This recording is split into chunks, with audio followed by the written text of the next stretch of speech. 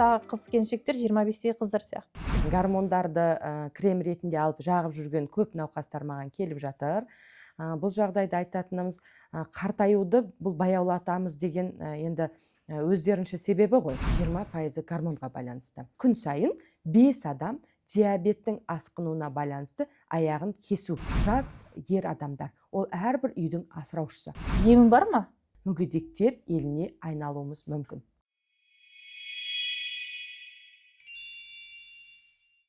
Қайырлы күн, достар. Мен өзімнің Instagram парақшамда сауалнама жүргізгенімде сіздер оқырмандарымның дені 45% эндокринологты келесі подкастқа қонақ ретінде шақырсаңыз деген өтініш айтқан екен. Өздеріңіз жаңағы бөліскен екенсіздер. Сондықтан да сіздердің өтініштеріңіз бойынша бүгін мен өзімнің студияма Ақбаян Мерғазы қызын шақырып отырмын. Ақбаян ханым, қош келдіңіз. Айта кетейін, Ақбаян ханым бізде PhD докторы, доцент және де еліміздегі танымал эндокринолог. Ақбаян ханым, эндокринология саласына жалпы оқырмандарында, көрермендерінде қызығушылығы зор. Осы ретте айта кетейін, бұл эндокриндік жүйе дегеніміз не, және де ол біздің күнделікті өмірімізге қалай әсер етеді? Қайырлы күн. Енді бұл эндокринологияға байланысты өте көп қазір сұрақтар қойылуда. Эндокринді жүйе деген ол қанның құрамына гормондарды бөлетін бездердің жүйесі. Ол біздің көңіл күйімізді, зат алмасу процесін, барлық ағзадағы басқа да гормондардың бір-бірімен үйлесімді жұмысы осы гормоналды жүйенің тығыз байланысты. Былайша айтқанда, бізге таңнан кешке дейінгі біздің шаршауымыз, таңда біздің оянуымыз осы гормондарға тікелей байланысты. Яғни біздің күнделікті таңертең оянуымыз, күлгеніміз, жылағанымыз барлығы да осы эндокриндік жүйемен тығыз байланысты. Яғни әрбір екінші азаматта проблема бар деген сөз бе? Бұл сөзіңіздің бір жағынан шындыққа жанасады. Себебі гормоналды жүйенің жұмысы бұл ең бірінші кезекте стресспен, күйзеліспен байланысты. Қазіргі уақытта бізде әлеуметтік желі бар, басқа да стресстік жағдайлар көбейіп жатыр. Ол бірінші. Екіншісі, бұл біздің өңделген тағамдарменен тамақтануымыз, тамақтың сапасы. Үшіншіден, қозғалыстың аздығына байланысты артық дене салмағының көбеюі қоғамның адамдарда. Сонымен бірге ауада бізде Қазақстанның аумағы йод жетіспеу аумағына жатады, эндемиялық зона деп айтамыз. Топырақтағы йодтың жетіспеушілігінен де қалқанша бездің гормондарының сырқаттары анықталып жатыр жиі. Тағы бір себеп гормондардың бұзылысына байланысты ол диагностиканың жақсаруы. Соңғы уақытта заманауи диагностика, яғни бұрын біз кеңестік дәуірде тек биохимиялық талдамалар арқылы бүйрек, бауырдың ғана жұмысын тексере алсақ, қазіргі мына соңғы диагностикалық лабораториялар арқылы біз зертханаларда гормондарды да кеңінен анықтаймыз. Сол арқылы бұрын білінбеген гормоналды бұзылыстар қазіргі уақытта кеңінен анықталып және емделіп жатыр десем болады. Жалпы бізде қалқанша безінің дерті не себепті жиі кездесіп жатыр қазір?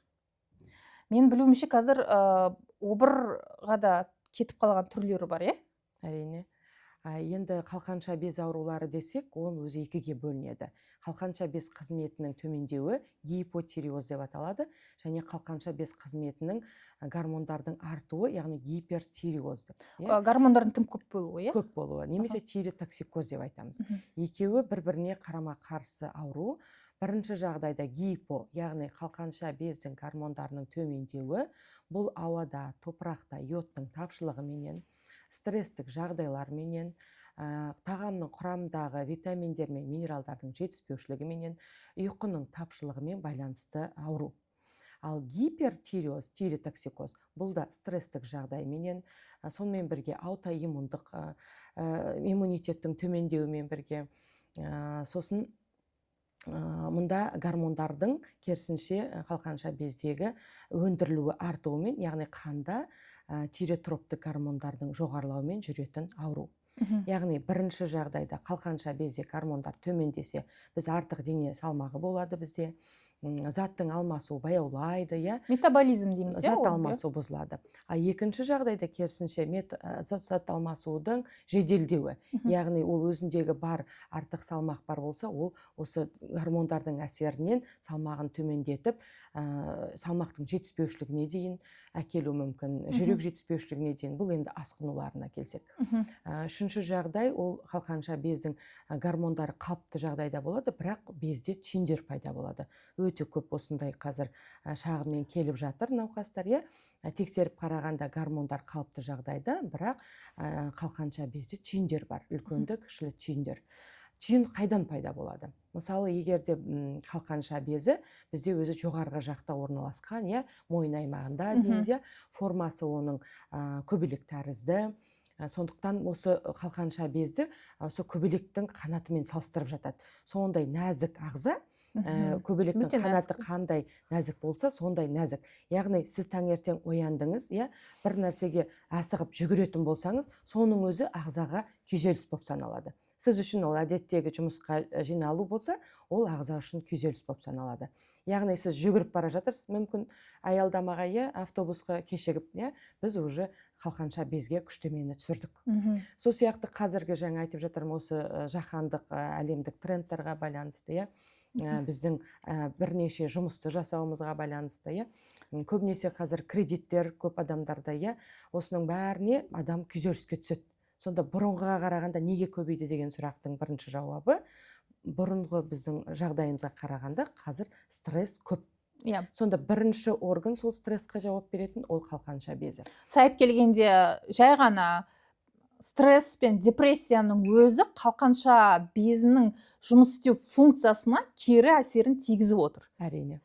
Оған қоса біздің тамақтануымыз, яғни бүгінгі таңда жаңа өзіңіз айтып кеттіңіз, жаңа тез дайындалатын тағамдар, одан қалды бізде газды сусындар, қазіргі жастардың арасында өте белең алып бара жатқан, атын айтпай ақ қояйын, бірақ жаңағы әлгі тәтті сусындардың өздері функцияны, яғни мына нәзік ағзаның жұмысын тежеп отыр. Осы ретте енді ата-ана немесе жай ғана азаматтар нені білуі тиіс? Қайда жүгінеміз, не істейміз, емі бар ма? Ең бірінші неден бастауымыз керек? Қалқанша безді қорғаудың әдісі ол режим. Яғни уақытымен ұйқыға жату, уақытымен ерте ояну, дене қимыл қозғалысын арттыру және дұрыс тамақтану.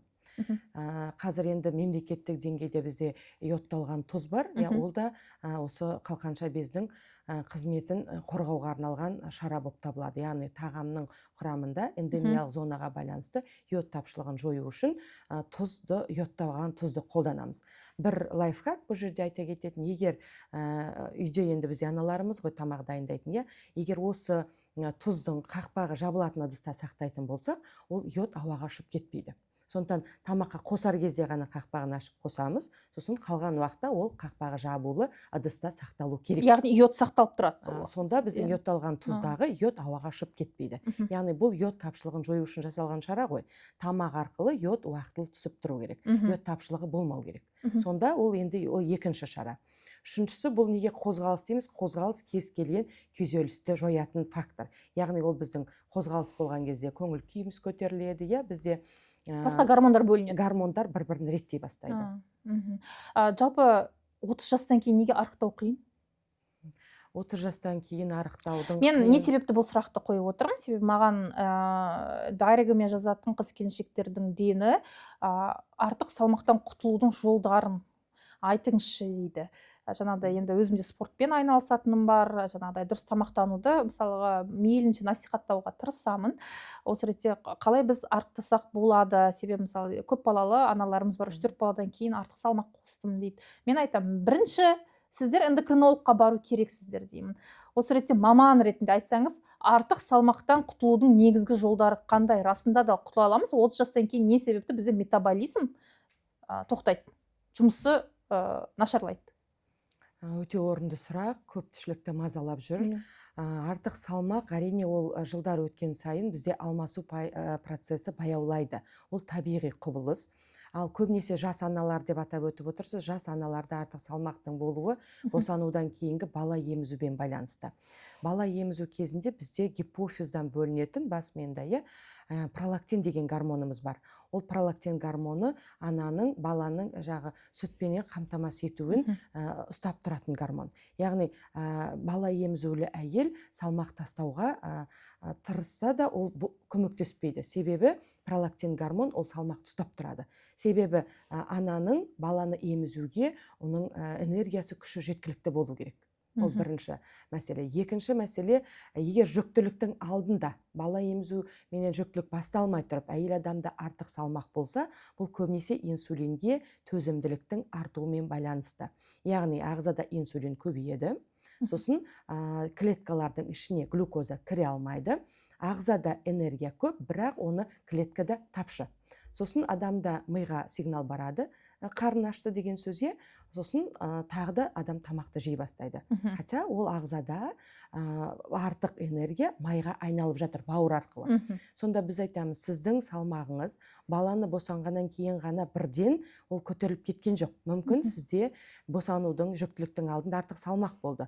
Оның үстіне келіп жаңағы пролактин гормоны, ол қалыпты табиғи жағдай, сүт балада анасында сүт болуды қамтамасыз ететін. Екеуі қосылған кезде салмақ өте көп деңгейге бізде артып кетеді.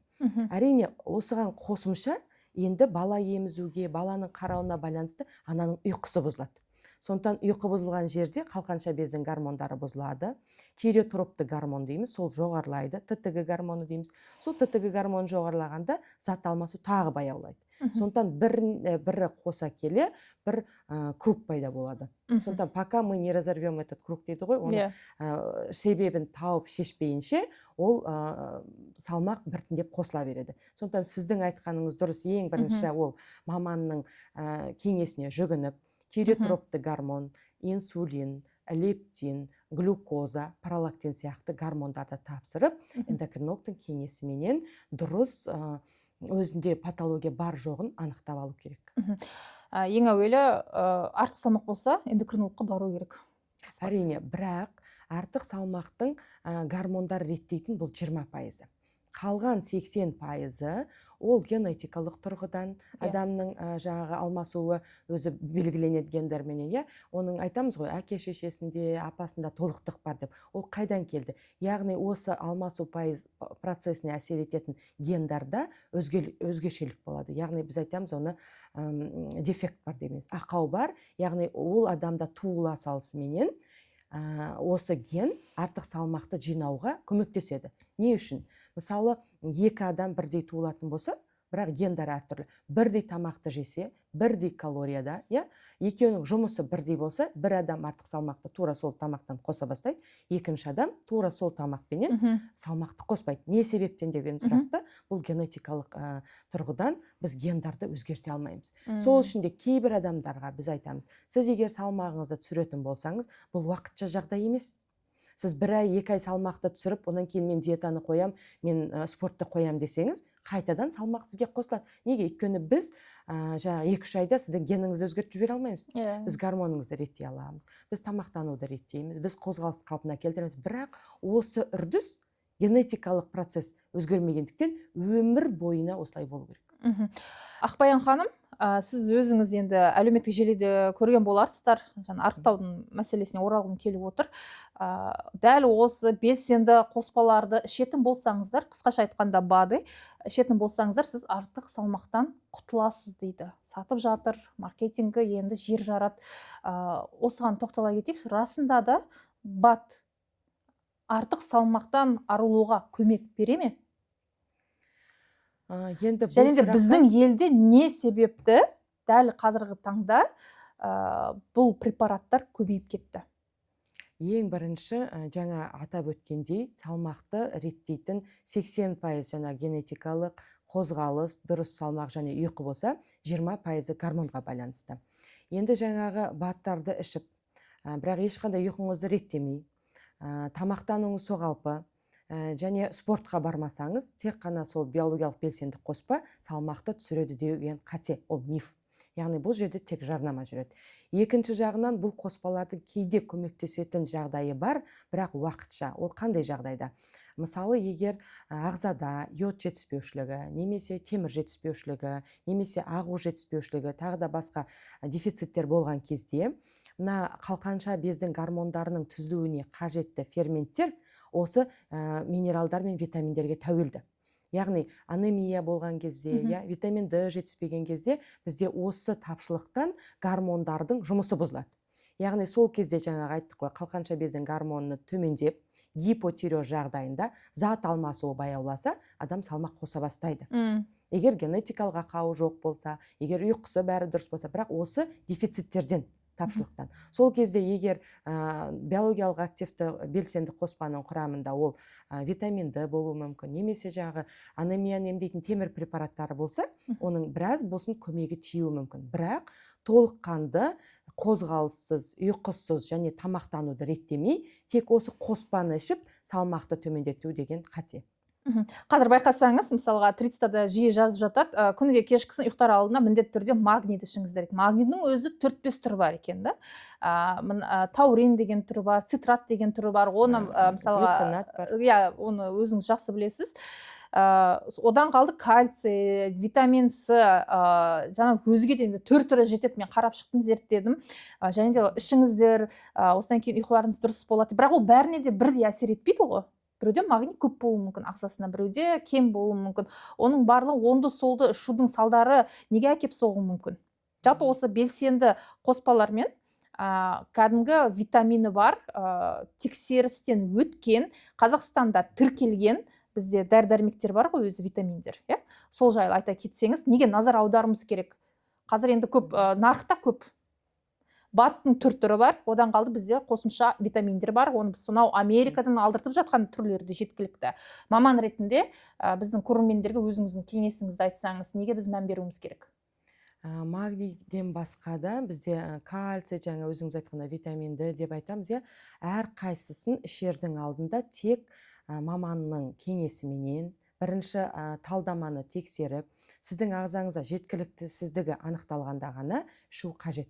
Және оның ішудің өзінің бір ұзақтығы болады. Мысалы, магний препараттары егер расымен жеткіліксіздігі талдамада көрініп тұрса, 2 ай көлемінде ұйқы бұзылысында, күйзеліс жағдайларда, бір тітіркендіргіштік, ашуланшақтық болып жатқанда біз береміз адамды тыныштандыруға, бірақ 2 ай көлемінде беріп, қайтадан талдамадан өткізіп, егер қалпына келіп жатқан жағдайда біз оны тоқтату керекпіз. Себебі магнийді артық, дозасын шамадан тыс ішкен кезде ол біздің ағзада кальцийді төмендетуі мүмкін.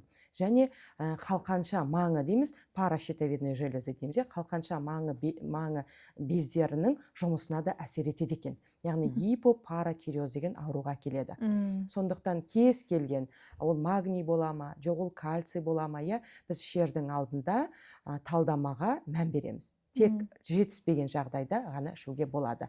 Кальцийді артық ішетін болсақ, мысалы, ол бүйректе бізде және мына өт қабында тастардың бірінші құм ретінде жиналып, соңынан тасқа айналып, отаға дейін әкелетін асқынулары бар.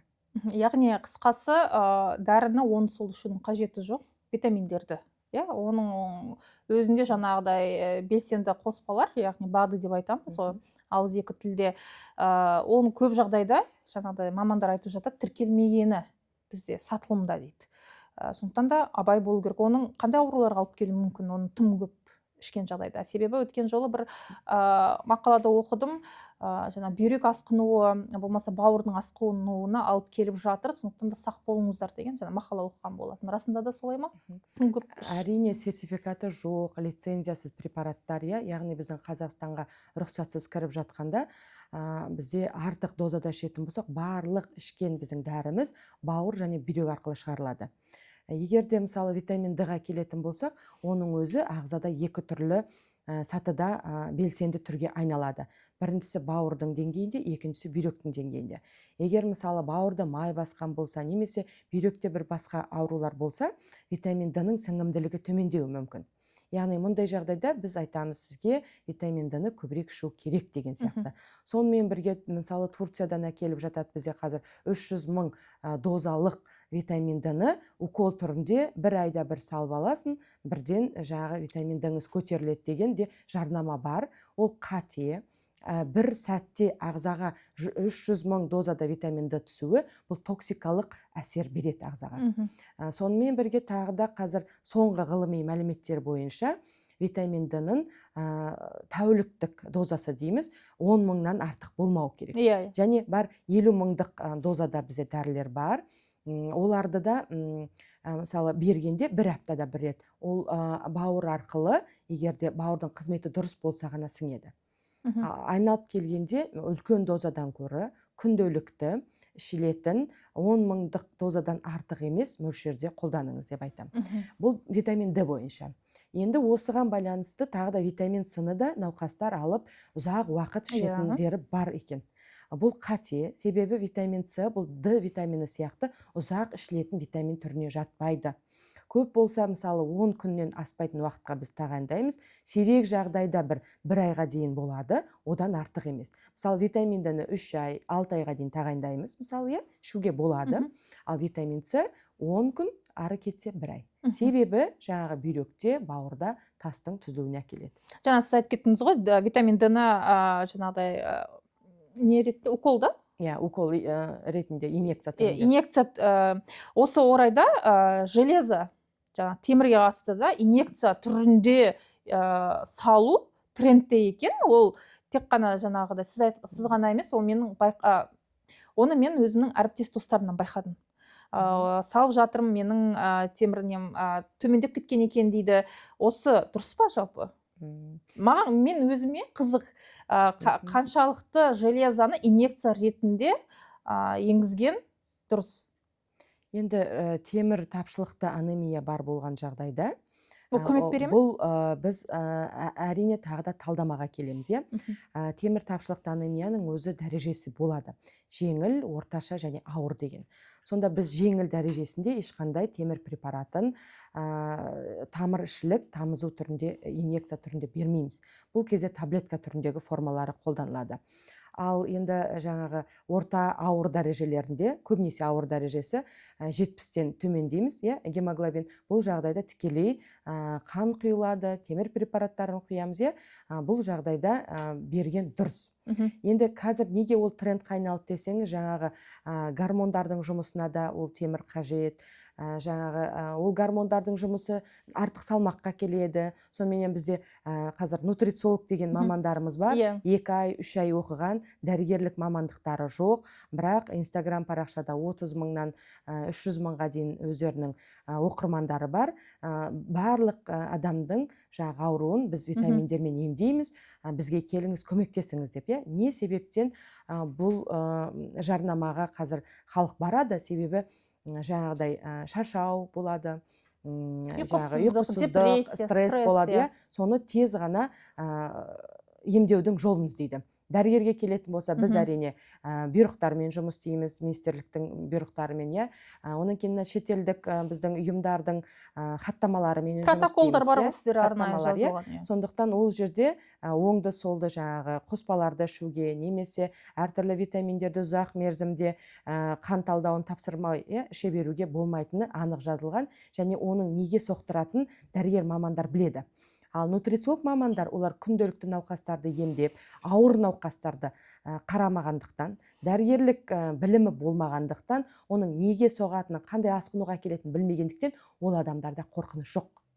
Сосын емханаға науқас келсе, біз қараймыз, бізде нақты анемия диагнозын қою үшін бізде анализ көрсету керек. Егер анализдері бәрі жақсы болып тұрса, біз айтамыз науқасқа, сізге дұрыс тамақтану керек, дұрыс ұйықтау керек дейді. Бірақ адамдар не істейді? Оларға бір таблетканы ішіп, золотая пилюля дейміз бе, не дейміз, бір таблетканы ішіп, жазылып кету керек. Соны іздеп келеді.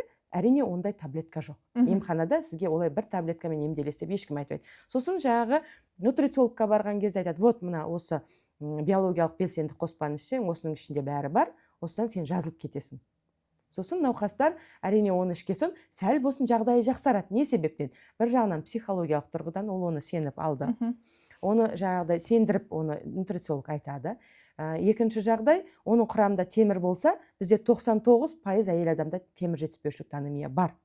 Әйел адамдар онда итек кірі келеді, бала емізеді, жүктілік болады. Соныменен осы жағдайда ол қоспаның құрамында темір болса, анемияны сәл болсын емдеп жақсарады науқастың жағдайы. Сосын жақсарғаннан кейін айтады, мен осы дәріні іштім, бұл маған көмектесті деп. Элементарно ол әйел адам емханаға барып, бала туу жасындағы әйел болса, яғни 49 жасқа дейін, анемия менен әйел адамдарға темір препараты мемлекеттік деңгейде тегін беріледі. Егер оны білсе, өзінің емханадағы тіркелген дәрігерінен алып ішуге болады. Не себептен жаңағы сіз айтқандай инъекция түрінде темір препараттарды біз алғанды жақсы көреміз. Яғни сіз препаратты таблетка түрінде, мысалы 3 ай, 6 ай ішу керек болсаңыз, инъекция түрінде сізге 3-4 капельницадан кейін жақсы болады. Неге? Өйткені бірден біз қанға өте көп мөлшерде темірді құйып алдық. Бірақ бұл жерде жаңағы витамин D сияқты бұл да токсикалық әсер етеді. Себебі ол темір ағзаға түскесін, оны таситын не бізде? Ол белок. Ақуыз, біз оны айтамыз Яндекс такси дейміз. Егер сіз ағзаңызға өте көп мөлшерде темірді капельницамен құйып алдыңыз, бірақ сіздің оны апарып ағзаға таситын белогыңыз жоқ болса, ол сізге токсикалық әсер береді. Сондықтан мына Инстаграмда тағы да бір мен көрдім, түрік біздің әріптестерімізге Қазақстаннан барған бір науқасқа айтып жатыр екен, сіз неге осылай өздігіңізден анализдер тапсырмай көп витамин ішіп жүрсіз? Сіздің вы будете дорого писать деп айтады, енді орысша айтқанда, сіздің бәр ішкеніңіз ол дәрет арқылы шығып жатыр. Неге? Ол келіп сізге ем ретінде қону үшін, оның екінші жаңағы ақуыздың жетіспеушілігі бар ма? Ол темірдің сіңу үшін витамин С керек, мысалы, ол бар ма? Немесе жаңағы асқазанда гастрит жоқ па? Сіздің ішкен таблеткаңыз ол сіңе ма? Жоқ әлде сіз, егер әйел адам болса, еттеккір арқылы ай сайын сіз көп жоғалтып жатырсыз ба? Егер де ер адамда болса, асқазанда жара болса, ол жасырын қан жоғалту бар ма, жоқ па деген себептерді анықтамай, сіз осы дәрілерді іше берсеңіз, бір күні менде болды сондай науқас, өте үлкен жоғары лауазымда, енді мен президенттік емханада жұмыс істегендіктен бізге келеді сондай науқастар, суббота күні сап-сары болып денесі сарғайып кеткен. Яғни ол адам көзі ашық, жоғары қызмет жасайды, білімі бар, сол жолдасы әйелі дейміз, 300 мыңдық жапондық бір бады алып берген. Осыны ішсең жақсы болады деп. Соны бір ай ішкеннен кейін денесі бәрі сап-сары болып, яғни токсикалық бауырдың зақымдалуымен бізге емханаға келді. Сондықтан әрине тоқ етері тек талдамамен, дәрігердің нұсқауымен ғана ішесіз. Оқырман хат жолдаған екен, айтуынша, енді бүгінгі медицинаның дамыған заманда ағзаның қартаю процесін тежей аламыз ба дейді. Қазір енді өзіңіз айтып кеттіңіз ғой, белсенді қоспалар бар, болмаса түрлі инъекциялар бар, гормондар бар, қазір көп. Расында да дәл бүгінгі таңда медицинаның дамыған заманда ағзаны қартаюды тежей аламыз ба? 10 жылға, 15 жылға. Қазір байқасаңыз 40-тағы қыз келіншектер 25-тегі қыздар сияқты. Маман ретінде айтсаңыз. Орынды сұрақ. Қазіргі уақытта өздіктерінен дәрігердің әрине қайталап айтам, тағайындауынсыз гормондарды крем ретінде алып жағып жүрген көп науқастар маған келіп жатыр. Бұл жағдайда айтатынымыз, қартаюды бұл баяулатамыз деген енді өздерінше себебі ғой. Біз толығымен қартаюды тоқтата алмаймыз, бірақ бұрынғыға қарағанда енді мына медицинаның дамуына байланысты алға жолына генетикалық бізде тексерулер арқылы біз оны баяулатуға мүмкіншілігіміз бар. Анти-эйдж деген шықты ғой, программа бар ғой, сондай, сол протокол бойынша сол баяулату мәселесін мүмкін. Себебі, мысалы, біз егер дұрыс ұйықтайтын болсақ, ең бірінші ұйқы мәселесі, ол барлық гормондарды қайта қалпына келтіру процесі ұйқы деп аталады. Ол үшін айтамыз, түнгі сағат 10-нан түнгі сағат 2-ге дейінгі осы 4 сағат осы науқаста терең ұйқы болу керек. Сонда барлық гормондар қайта қалпына келіп, таңертең сіздің будильниксіз оянуыңызға келеді. Мелатонин бөлінеді, мелатонин гормоны. Сондықтан қартаюдың, баяулатудың ең бірінші себебі уақытында ұйқыға жату, және ең кемінде 7-8 сағаттық ұйқы, және ұйқының сапасының жақсы болуы. Яғни сіз тысыр еткен дыбысты естіп жатсаңыз, сіз поверхностный сон, бетке ұйықтайсыз. Яғни сізге терең ұйқы болмаса, сіздің толық күндізгі мына мидың қабылдаған ақпараты қорытылып үлгермейді деген сөз.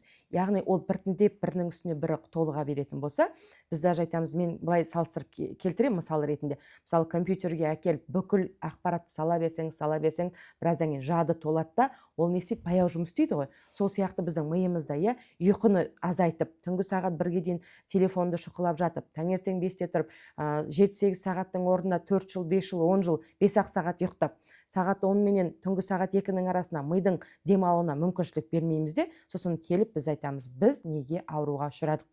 Себебі сіздің жаңағы 4 сағат мидың тазаруы болған жоқ, гормондардың қалпына келуі болған жоқ, және бір күнде бұл байқалмайды. Сіз мысалы 20-22 жаста жұмысқа келіп тұрсаңыз, 10 жылдан кейін 30 жасқа келгенде бұл байқалуы мүмкін.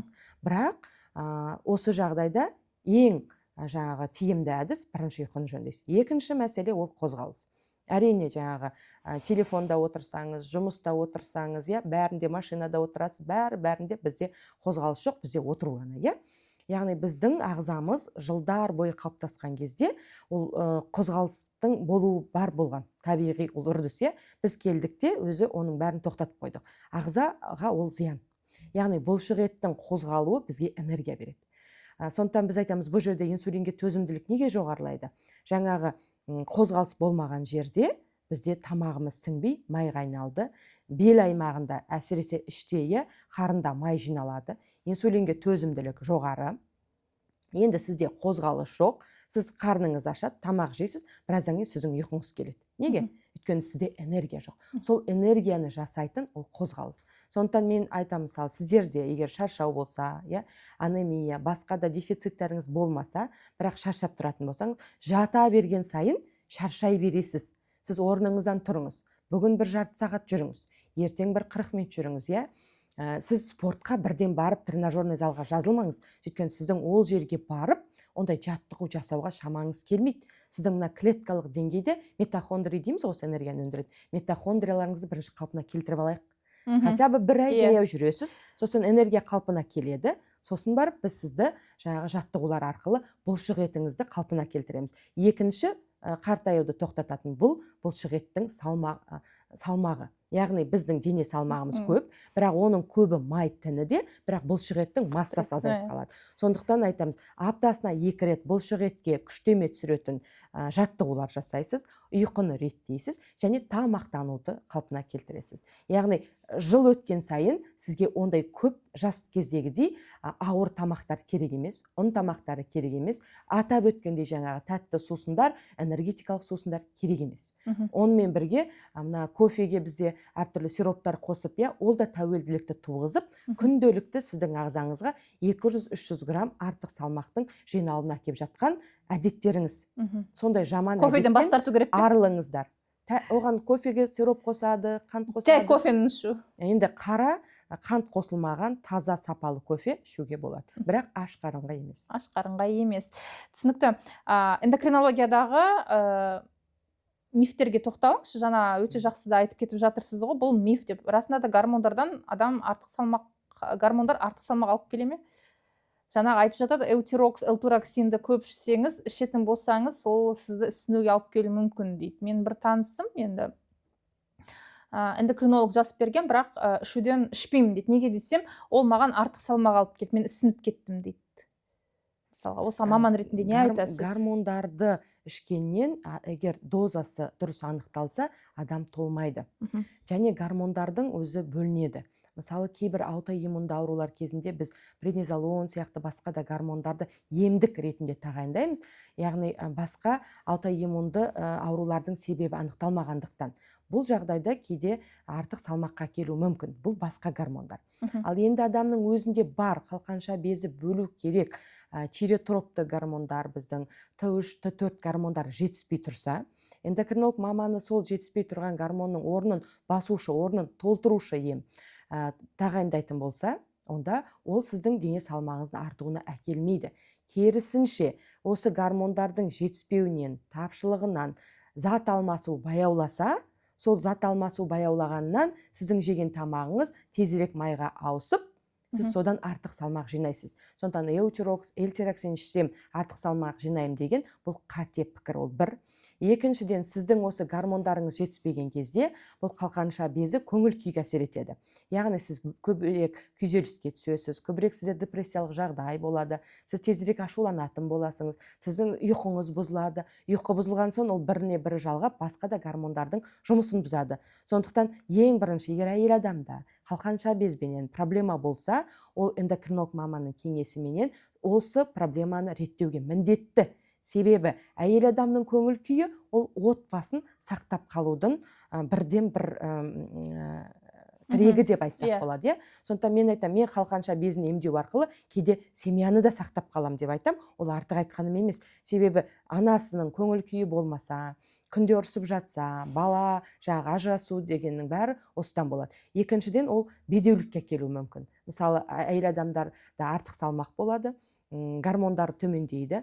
Көбінесе гинекологтарға барады да, жыныстық гормондарға тексереді, әйел адамның эстроген, прогестерон гормондарын тексеріп жатады. Айналып келгенде 10 жыл гинекологта жүреді, 10 жылдан кейін барып бізге келеді. Қарасаңыз, тиреотропты гормоны жоғары, бедеуліктің ең бірінші себебі соны емдеу керек болған. Ал әйел адам 10 жыл өзінің уақытын жоғалтып алды. Сондықтан кей жағдайда енді барлық гинекологтарды кінәламаймын, жас сондай білмейтін мамандар тәжірибесі енді аздау кездесіп жатады. Осылай әйел адамдарда бедеулікті уақытыменен эндокринологқа жіберіп емдеудің уақыты созылып кетеді. Түсінікті. Жалпы енді өзіңіз маман ретінде біздің көрермендерге айтар 5 кеңесіңіз. Жалпы қандай анализдер тапсыруым керек, қайда барамыз, тегін бе, жоқ па, неге мән беруіміз керек? Осы жайлы қысқаша айта кетсеңіз. Гормондарға жолдаманы тек эндокринолог маманы береді. Эндокринолог маманға жолдаманы ол жалпы тәжірибелік дәрігер арқылы. Қазіргі енді соңғы бұйрықтар бойынша, эндокринолог маманына келген кезде сізде тиреотропты гормон, қалқанша бездің гормондарын реттейтін глюкоза, инсулин, лептин және липидтік профиль дейміз, бұл холестеринге анализ тапсырасыз. Осы талдаулар сонымен бірге витаминді. Егер осы аталған талдауларда өзгеріс анықталса, маманның кеңесі бойынша сізге ем тағайындалады. Енді кеңеске келетін болсақ, ең бірінші осы анализдерді тапсыруға менің қаражатым жоқ, немесе мен ауылдық, аудандық жерде тұрамын, ол жерде эндокринолог маманы жоқ дейтін науқастарға айтатынымыз, ең бірінші дене қимыл қозғалысын арттырыңыз, тамақтану гигиенасын сақтап, ұн тамақтарын, тәтті тамақтарды шектеңіз, жас өте сала. Түнге қарай тойып тамақ ішпеңіз. Енді бізде тойлар көп қой, сосын айтып жатырмын. Тамақтың құрамында көкөніс тамақтарын, белок тамақтарын арттырыңыз. Ұйқының жату уақыты түнгі сағат 22:00, ұзақтығы 7-8 сағаттан кем емес болу керек. Және әрине уақытыменен профилактикалық алдын алу тексеруге шақырғанда емханаға барып, көбінесе енді онкологиялық дейміз ғой, скринингтерден уақытылы өтіп отыруыңыз керек.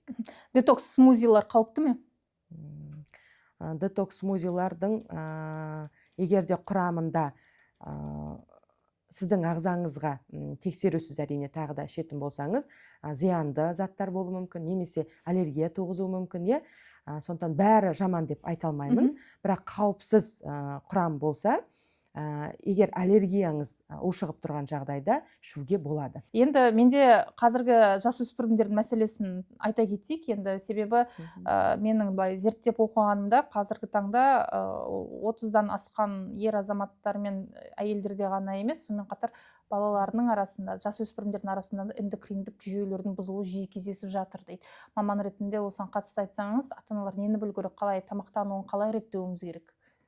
Орынды сұрақ. Енді балалардың тамақтануына жауапты ата-ана. Ең бірінші үлкен жасөспірімдерді айтпағаның өзінде, кішкене баланың өзі ол дүкенге барып, сол затты тәтті сусынды немесе тәтті конфетаны ала алмайды. Өйткені оған қаражатты анасы немесе әкесі беріп, соны алып беру керек. Яғни, егер әрбір балабақшаға бара жатқанда, балабақшадан қайтып келе жатқанда, немесе апасы мен атасы жақсы көріп, чупа-чупс дейміз, тәттілерді беретін болса, трубочкасы бар тәтті сусындарды ішетін болса, балалардың ең бірінші өсуі баяулайды. Балалардың бойы өспейді ма сонда? Сосын олардың сөйлеуі, қазір ЗПР, ЗРР деп айтып жатамыз, одан логопедке апарып жатады. Бұл жерде осы тәттіден оксидативті стресс дейміз. Біздің ағзамызда бос радикалдар, яғни қышқылдар жиналып, қабынуды туғызады. Бұл қабынуды айтамыз созылмалы қабыну, шекте басталады. Ары қарай шекпенен мидың жұмысы тікелей байланысты. Сосын балаларды логопедке сүйрегеннен бұрын бірінші тәтті тамақтарды жойып, тыйып мүлде. Онан кейін екінші экранда отыратын уақытын азайтып, өйткені ол да мидың белсенділігін арттырады. Сосын баланың ұйқысы бұзылады. Сосын кешке жақын баланы түнгі 1-ге дейін ұйықтата алмай ата-аналар қиналады. Яғни бұл да үйде қарапайым ережені сақтай алмау. Егер балаңыз сіздің айтқаныңызбен баланы 9-да сіз ұйықтата алмасаңыз, сізде жапондық, егер сол елде тұратын болсаңыз, сізге штраф салынады екен. Неге? Өйткені ертең сіздің балаңыз сабаққа барғанда сабақты қабылдау қызметі 30%-ға төмендейді. Сол сияқты, егер де біздің ата-аналарда сондай білімі жоғары болып, өзінің болашағын ойлап, балалардың жыныстық жетілудің бәрі осы кезден басталады. Ары қарай 11-12 жасқа келгенде бізде айтады, ер балалардың жыныстық жетілу кешеуілде жатыр, қыз балалардікі осы сол кішкене кезден басталған. Енді бір жағдай бар, бізде таныс гинекологтың, эндокринологтың қабылдауына келген 5 жастағы бала қолдан жасалған диабет. Яғни бала экомен туылған, көп күттірген бала, сосын бәрі сол баланы жақсы көріп, туылғаннан бастап агушаменен баланы тамақтандырған. Бала агушадан басқа тамақ жемейді. Неге? Агуша дегеніміз не ол? Ол тәтті пюре. Сондықтан ол тәттіні жеп алған бала басқа тамаққа тәбеті бола ма? Жоқ. Оның әртүрлі дәмдеуіштер қосқаннан кейін басқа қарапайым дұрыс таза тамақтың дәмі ол балаға дәмсіз болып тұрады. Сондықтан ол бала ең бірінші сондай тамаққа үйреніп алғаны соншалық үйде жәшік агуша тұратын болған. 5 жасқа келгенде балаға диабет диагнозы қойылады.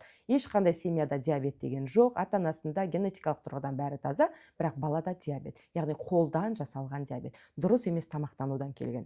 Ал енді бұл кішкене балалар болса, үлкен балаларда қандай? Жасөспірімдерде енді бұл кезде бұл ата-аналарын тыңдамайды. Көбінесе түнгі сағат 5-ке дейін ойын ойнап бұл жерде жатады. Мен бұл жағдайда айтар едім, мен өзім шетелде көп оқуда болдым, болашақпенен оқыдым, онан кейін PhD докторды іске қорғайтын кезде мен Германияда оқуда болдым. Бұл жердің бәрінде ешқандай балада да, ересектерде де біздегі сияқты үлкен телефон қолдарында жоқ, смартфондар. Кішкене ғана кнопочный телефон дейміз, түймелі. Ол телефонның өзі бір айда бір шырылдаса шырылдауы мүмкін, өте бір шұғыл жағдайда. Қалғанның бәрі қағаз жүзінде, студенттердің бәрі сол қағазды кітаптарды оқиды. Сол университетке кіретін жерде Wi-Fi-дан бастап, YouTube, Instagram'да айтпағанда Wi-Fi-дің өзі, WhatsApp-тың бәрі өшіп қалады сізде. Яғни сіз кіресіз, ол территорияда барлығы тек қағазбенен, бір-біріменен. Сонда ол дамып кеткен ел. Сонда бұл смартфонда немесе интернетті білмей отыр ма? Әрине жоқ. Әлеуметтік желіде жоқ олар. Сондықтан оның бәрінің зиянын түсініп, ерте одан бас тарта білді. Бізге де керек дейсіз ғой. Сол үшін жасөспірімдерден осы телефонды күшпен болсын алып алу керек. Әзірге осы ұйқының бұзылуына ары-қарай жыныстық гормондардың бұзылуына келеді. Яғни ұйқы бұзылса, бізде пролактин деген гормон жоғарылайды. Сосын келеді, біз айтамыз, бедеулік қайдан келді? Әрбір 5-ші отбасы Қазақстанда бедеулік бар деп айтамыз. Бұл соңғы мәлімет бойынша. Енді 5 жылда мүмкін әрбір 4-ші отбасы болу мүмкін. Неге? Өйткені жаңағы жастар 5 жылда өседі, 15 жаста болса, қазір ол 20-ға келеді, отау құрады, бала болмайды. Неге? Ер адамда телефонда жатыр, әйел адамда телефонда жатыр. Екеуінің де пролактинін тексерсеңіз, екеуі де жоғары. Гинекологқа барады, урологқа барады, бірақ ол адамдар бізде пролактинді тексермейді. Пролактинді қарайтын біз эндокринологтар. Бірақ бізге де жаңағы гормондарды қалқанша безін тексеруге кеш жіберетін сияқты, пролактинді де бірден тексеру енді дәрігерлердің ойына келе қоймайды. Өйткені ол бұл соңғы кезде шығып жатқан дерт деп айтсам болады. Бұрын мұндай пролактин 2-ның бірінде жоғары болмаған. Сондықтан енді бұл пролактинді төмендетпесек, тағы да бедеулікке келеді. Сондықтан жүктілікке дайындалардың алдында қыз келіншектерге айтатын кеңесім, ең бірінші терапевтке барып, анемия бар ма, гинекологқа барып сіздің цикліңіз дұрыс па, үшінші эндокринологқа барып гормондарыңыздың бәрі дұрыс па, тексерілу міндетті. Себебі егер жүктілік бар болған жағдайдың өзінде қалқанша бездің гормондары жоғары болса, пролактин жоғары болса, немесе гинекологиялық инфекция болса, ол түсік тастауға келеді. Сосын келеді үшінші жүктілік үзіліп түсік тастағанда, төртінші жүктілікке келгенде гинекологқа, эндокринологқа жібереді. Сонда асқынғаннан кейін ғана үш сіздерге жүктілік барасыз. үзіледі, үш түсік тастайды әйел адам. Ол әйел адамға тағы да стресс. Ол әрине жүкті бола алған әйел адамға. Ал қалғандары жаңағы тиротропты гормон жоғары, пролактин жоғары, сонымен бедеуліктен әртүрлі қоспа іздеп немесе экоға жүгінеді.